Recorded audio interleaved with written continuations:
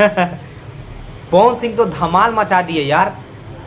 इस मंथ में अभी तक 2 गाना रिलीज हुआ है और पिछले मंथ में 2-3 गाना रिलीज हुआ था। लगातार उनका फोकस है यार भोजपुरी इंडस्ट्री पे, वो सॉन्ग के लेकर।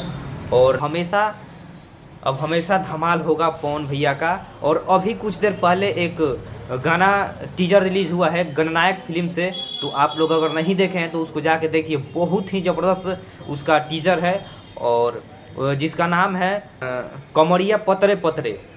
जो गाना फिलहाल अभी टुनटुन यादव चुरा लिए थे, लेकिन उससे हमको कोई मतलब नहीं है। लेकिन वो तो इतना धमाल मचेगा ना आपकी कमरिया पतरे पतरे, बहुत ही धमाल होगा यार।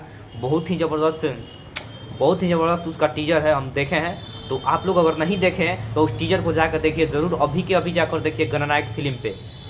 बहुत ही ज़बरदस्त उसका मज़ा आ गया यार देख के। मात्र 30 सेकंड का था, उसी में म्याज गदगद हो गया यार। जियो पवन भैया जियो।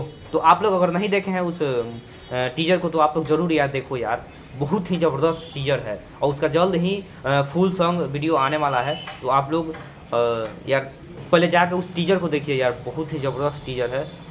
चलिए।